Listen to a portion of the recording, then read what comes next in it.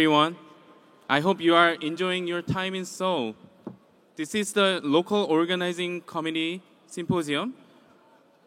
We the LOC members are part of the Korean chapter of OHBM, known as the Korean Society of Human Brain Mapping, KHBM. And since its establishment in 2002, KHBM has been a very active academic society. And we worked really hard to make this OHBM 2024 safer and better. We will have a Q&A session after 4 talks, if time allows. So when you leave the question through the app, please add who you are asking. So our first speaker is Professor Junsu Kwon from the Department of Psychiatry at Seoul National University Hospital. He is one of the founding members of KHBM. So please join me in welcoming him to the podium.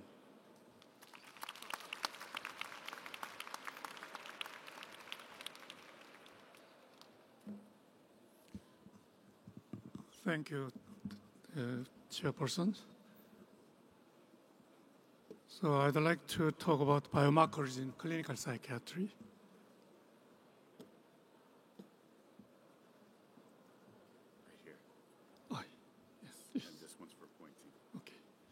So I have no disclosure to report.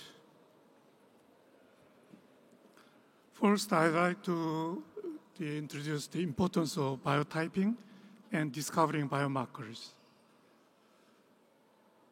The focal point of mental disorder research undeniably lies in the domain of biomarkers. According to the reports from US FDA and NIH, biomarkers are indicators that define the normal biological processes, pathogenic processes, or biological responses to external stimuli and intervention. So let us consider this within the context of mental disorders. Beneath the observer symptoms of mental conditions such as depression, anxiety, auditory hallucination, and delusions lie an intricate network of biological and pathophysiological mechanisms. So these span from the fundamental level of genes, proceeding to the synthesis of proteins based on genetic sequences, the assembly of neurons at higher tiers, and the interconnections of these neurons resembling fibers across various brain regions, ultimately culminating in the functional neural connectivity that underlies cognitive abilities. Thus, outwardly manifested psychiatric symptoms emerge as the intricate outcome of these interwoven biological factors. Consequently, comprehending mental disorders, elucidating their origins, and providing effective treatment necessitate the discovery of biomarkers that mirror these underlying biological mechanisms. So one of the examples shown here, this study focused on predicting treatment response to brain functional modulation through biotyping in patients with major depressive disorders. fMRI was conducted on the patient, and based on the severity of depression and anxiety, the biotyping was performed. Among these, the patient who have biotype 1 responds to rTMS around 80%, while response rate is just over 20% with biotype 2 patients. This study was done by our group investigating biotyping in obsessive compulsive disorders. We extracted functional connectivity biomarkers from the resting state fMRI, and patients were divided into 2 groups based on machine learning and cluster analysis. Subgroup 1 showed a 2/3 response rate to SSRI, while subgroup 2 showed 1/3 response rate. So these studies illustrate that even within the same diagnostic categories, different treatment response may be anticipated based on the brain biotype. So from now on, I'd like to talk about the thalamus and corticothalamo-cerebellar connections as a biomarker of psychosis. Schizophrenia has been conceptualized as a neurodevelopmental disorder of distributed brain connectivity. With this regard, the role of the thalamus and its cortical circuitry in the pathophysiology of schizophrenia has been increasingly highlighted. Thalamus, an egg-shaped brain structure located in the center of the brain, is known hub of brain communication. Thalamus is a heterogeneous structure comprised of several nuclei, each of which has its own distinct input and output, comprising the thalamocortical networks with cortex. And its communication is a fundamental aspect of a large-scale brain organization. There are first-order nuclei that relay sensory information and higher-order nuclei that transmit higher cognitive information. In the earlier post-mortem studies, higher-order nuclei, such as the medial dorsal and anterior nuclei and pulvina, were most frequently reported with altered numbers of neurons and volumes. However, in the living human brain, the currently affordable MR resolutions cannot delineate the specific thalamic nuclei. However, connectivity-based methods have provided a comparable, well-validated approaches to examine these circuits in vivo. Simply put, the thalamus is segmented based on its cortical connection as assessed anatomically using DTI and probabilistic tractography, or functionally with time series Pearson correlation of bold signals. These methods have allowed us to postulate the thalamic nuclei and examine the specific thalamocortical system abnormalities in patients. So we studied thalamocortical connectivity to address the potential biomarker in the schizophrenia. So we found the reduced thalamo-prefrontal connectivity in the first episode of psychosis and clinical high-risk subject and genetic high-risk subject as a potential state-independent marker. So clinical high-risk subject showed mild degree of psychotic symptoms, but doesn't meet any criteria of psychosis, such as schizophrenia or bipolar disorders. And genetic high-risk subject is non-affected members who didn't have any psychotic symptoms. And increased thalamus-somatosensory, somatomotor connections was found in first episode of psychosis only. So post-mortem and in vivo studies examining thalamocortical pathologies in schizophrenia have highlighted crucial role of the higher order nuclei, such as MD and pulvina.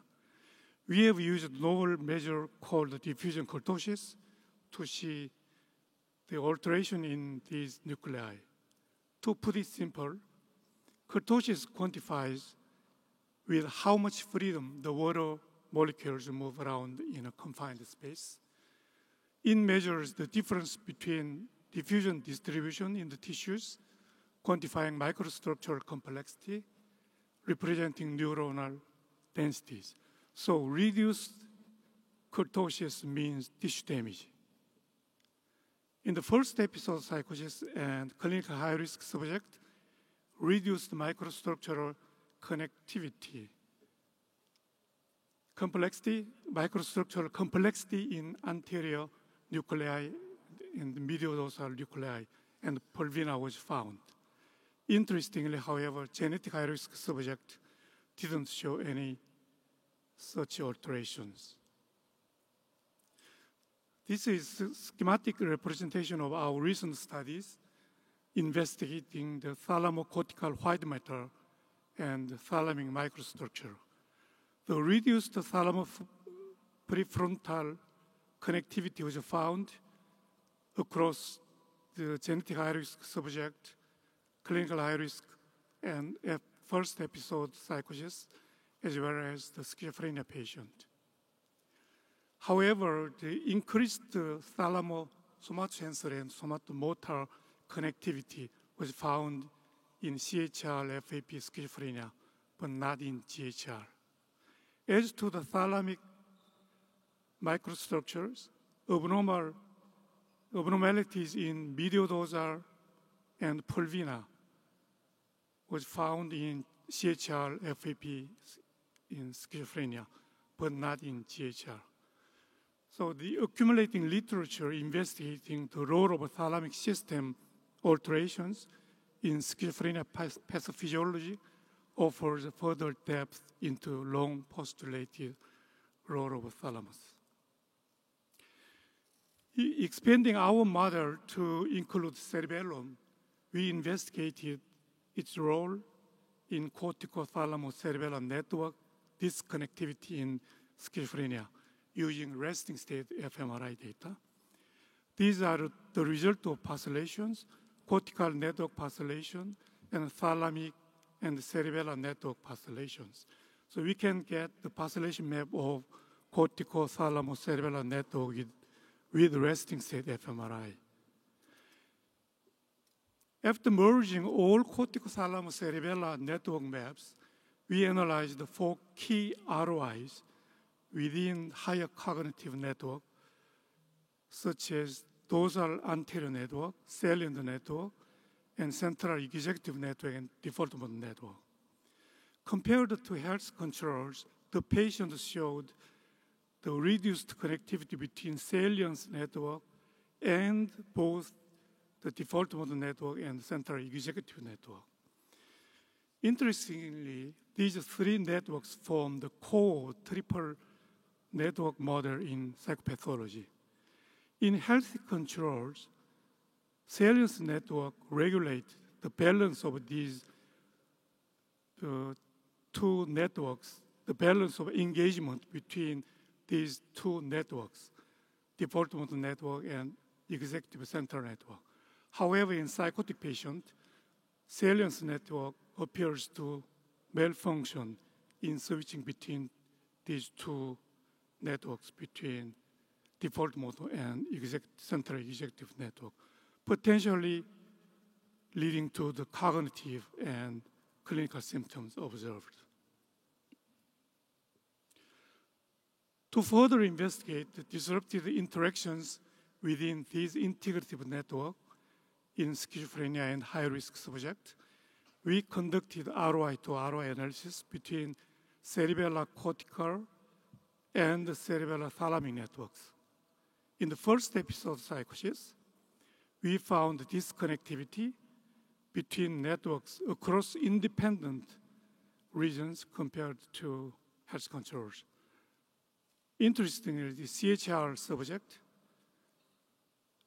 showed prominent disconnectivity within each region itself, so-called, such as within the cerebellum, thalamus, and cortex. The GHR subject didn't show any significant difference compared to health controls. Combining these results with our current and previous studies, we proposed that abnormal cortico-thalamo-cerebellar disconnectivity may exist across the entire brain within the triple network model in the schizophrenia. Based on the literature reporting the abnormal connections in thalamoprefrontal and thalamo-somatosensory and somatomotor pathways, we think that these 2 networks, the balance is very important and further implicate the role of thalamocerebellar connections to modulate thalamocortical connections in this model. This is the schematic representation here might demonstrate one of the possible biomarkers for outcome classification. For example, this pattern of these connections may be related with poor prognosis, or this pattern may be related with good prognosis, etc. So the biomarker study using brain imaging will be able to provide clinical utility in psychiatry. These are just our hypothesis of the models.